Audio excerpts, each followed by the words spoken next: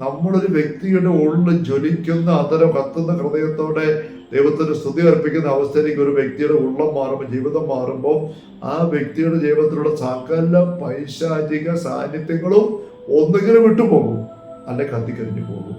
നിൽക്കാൻ പറ്റിയല്ല.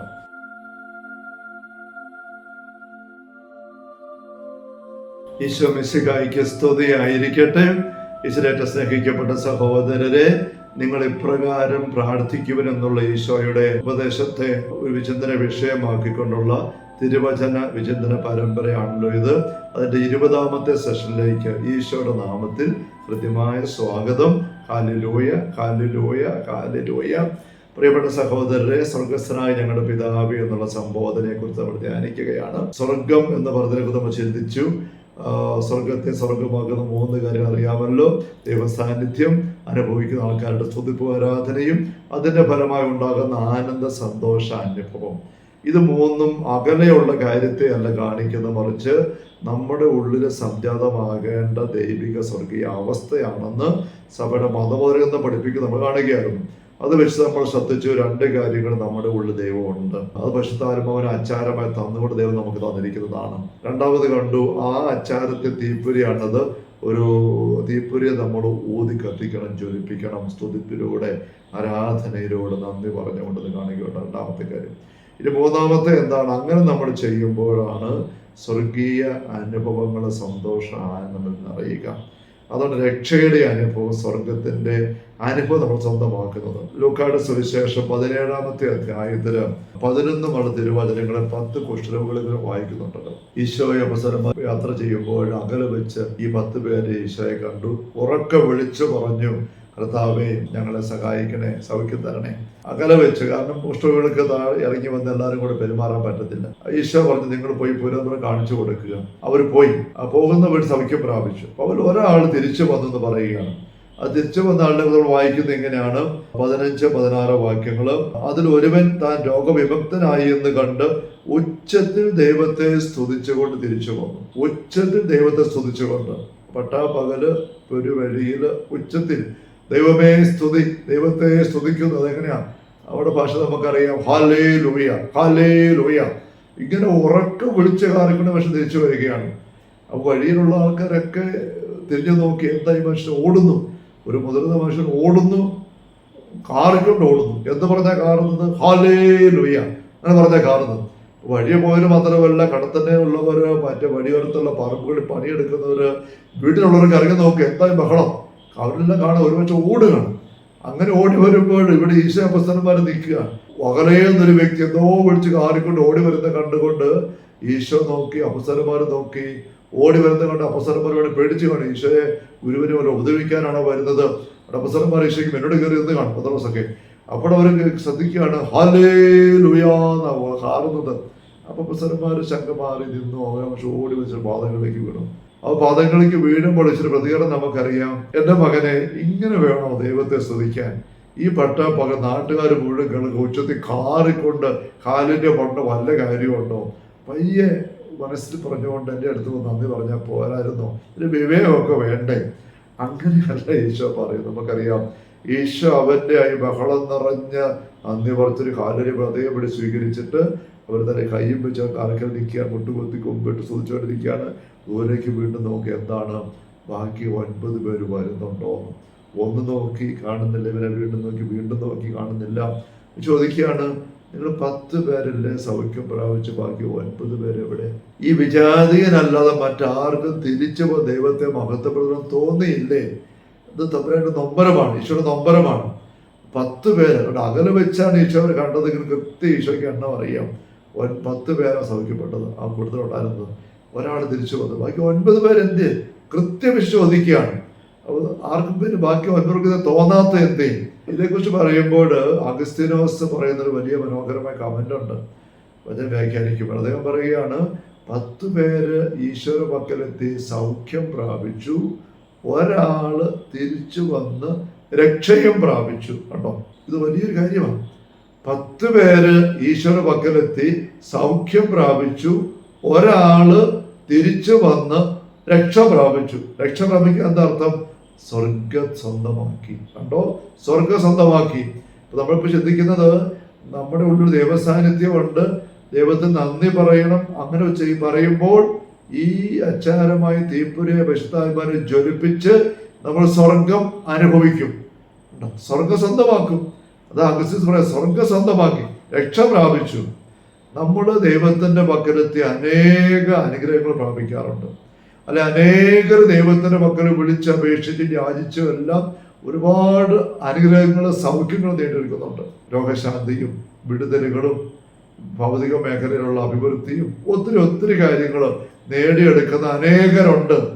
10 പേര് ദൈവത്തിന്റെ പക്കൽ വരുന്നുണ്ടെങ്കിൽ 10 പേരും ഇങ്ങനെ അനുഗ്രഹം പ്രാപിക്കുന്നു എന്ന് വരുന്നിടത്ത് പോലും ആ കൂട്ടത്തില് 9 പേരും സ്വന്തമാക്കേണ്ട ഒരു കാര്യം സ്വന്തമാക്കാതെ പോകുന്നു എന്നുള്ള വലിയൊരു ദുഃഖം, ഒരു ദൗർഭാഗ്യ അവസ്ഥ ഈ വചന സംഭവം വെച്ചുകൊണ്ട് അഗസ്തീനോസ് ചൂണ്ടിക്കാണിക്കുകയാണ്.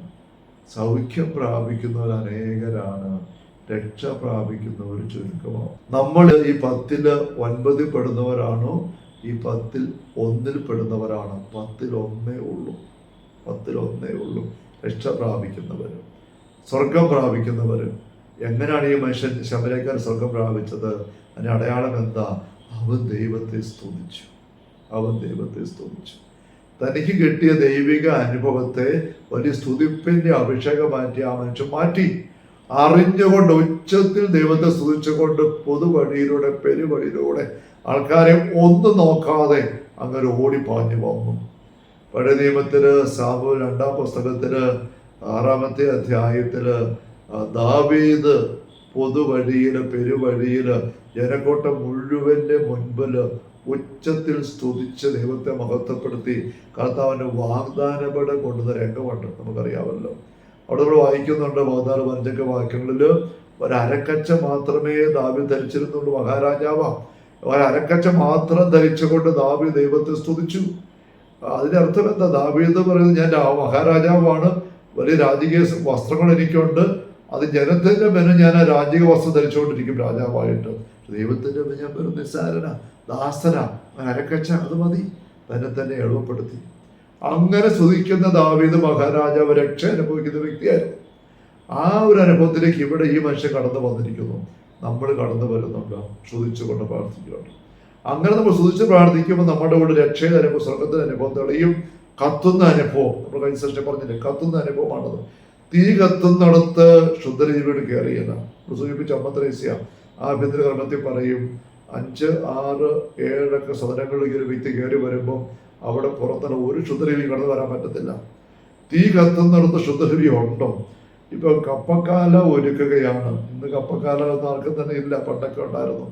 അപ്പൊ കപ്പയിടുന്ന സ്ഥലമെല്ലാം ഒരുക്കി, കപ്പമുട്ടിയും വേരും എല്ലാം കൂടെ പള്ളയെല്ലാം കൂടെ കൂട്ടിയിട്ട് കത്തിക്കാൻ ഒരുക്കി. എന്നിട്ട് ഉച്ചയായപ്പം ഭക്ഷണം കഴിക്കാതെ വീട്ടിൽ കയറി പോകുന്നു. പിള്ളേർ പറഞ്ഞ് കത്തിക്കണം. അപ്പൊ പറഞ്ഞു, പിള്ളേർ കത്തിക്കാനുള്ള ആവേശം കൂടെ കഴിഞ്ഞ ഉടനെ തീപ്പെട്ടിയായിട്ട് പോയി കത്തിക്കുകയാണ്.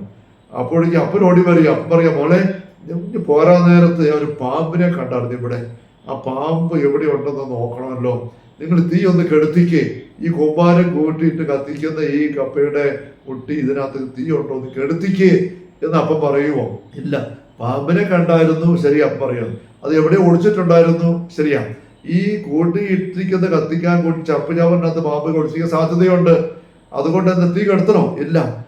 തീ കത്തുന്ന കൂമ്പാരത്തിനകത്ത്, ചപ്പുവനക്കകത്ത് പാമ്പ് ഉണ്ടായിരുന്നെങ്കിൽ തന്നെ ഒന്നുകിൽ തീ കത്തി ഇറങ്ങി ഓടിയിട്ടുണ്ട്, വിട്ടുപോയി, അല്ലെങ്കിൽ അത് കത്തിക്കരിഞ്ഞ് പോയിട്ടുണ്ട്.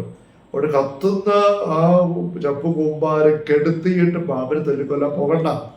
ഇത് ഞാൻ ഇങ്ങനെ പറയുന്നതിന് കാരണം, നമ്മളൊരു വ്യക്തിയുടെ ഉള്ളിൽ ജ്വലിക്കുന്ന അതരം കത്തുന്ന ഹൃദയത്തോടെ ദൈവത്തിന് സ്തുതി അർപ്പിക്കുന്ന അവസ്ഥയിലേക്ക് ഒരു വ്യക്തിയുടെ ഉള്ളം മാറുമ്പോൾ, ജീവിതം മാറുമ്പോൾ, ആ വ്യക്തിയുടെ ജീവിതത്തിലുള്ള സകല പൈശാചിക സാന്നിധ്യങ്ങളും ഒന്നുകിലും വിട്ടുപോകും, അല്ലെ കത്തിക്കരിഞ്ഞു പോകും.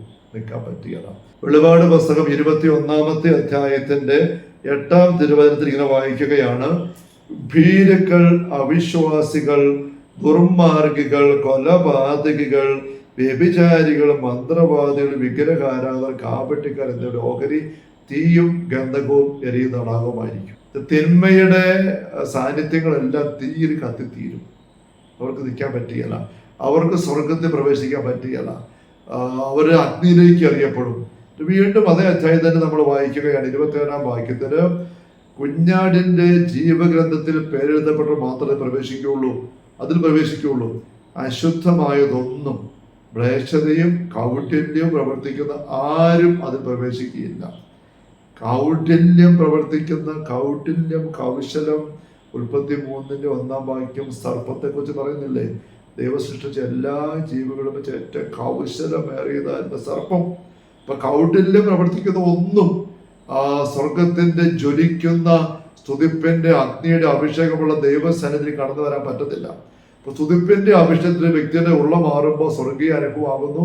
ആ സ്വർഗീയ അവസ്ഥയിലേക്ക്, ആ വ്യക്തിയുടെ ജീവിതത്തിലേക്ക് ഒരു മ്ലേച്ഛതയും കപടതയും അശുദ്ധിയും ദുർമാർഗത്തിന്റെയും വ്യഭിചാരത്തിന്റെയും യാതൊരു സാന്നിധ്യം കടന്നു വരാണ്ട് പറ്റത്തില്ല. അവയെല്ലാം പൂർണ്ണമായിട്ട് വിച്ഛേദിക്കപ്പെടും, മാറ്റപ്പെടും. സ്വർഗത്തിന്റെ പതിപ്പായിട്ട് ആ ഉള്ള മാറുകയാണ്. ജ്വലിക്കുന്ന തീ കത്തുന്നിടത്ത് 3 കാര്യങ്ങളുണ്ടാവും. 1 ജ്വാലയുടെ മനോഹരമായ സുവർണ്ണ നിറം, 2 ചൂട്, 3 പ്രകാശം.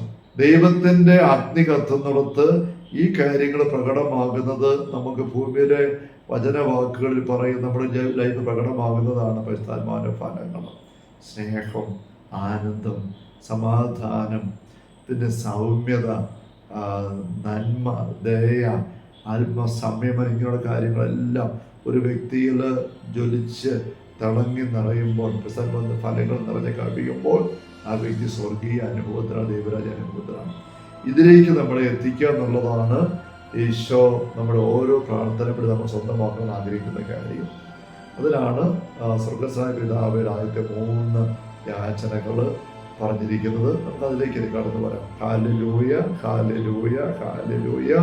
കർത്താവ് ഈശോ മിശിഹായുടെ സമൃദ്ധമായ കൃപയും അനുഗ്രഹങ്ങളും പിതാവായ ദൈവത്തിന്റെ അവനനീയമായ സ്നേഹവും പരിശുദ്ധാത്മാവായ ദൈവത്തിന്റെ നിരന്തരമായ സാന്നിധ്യ സഹവാസവും എല്ലാവരുടെയും കൂടെ ഉണ്ടായിരിക്കട്ടെ, ഇപ്പോഴും എപ്പോഴും എന്നേക്കും. ആമേൻ. ഈശോ മിശിഹായ്ക്ക് സ്തുതിയായിരിക്കട്ടെ.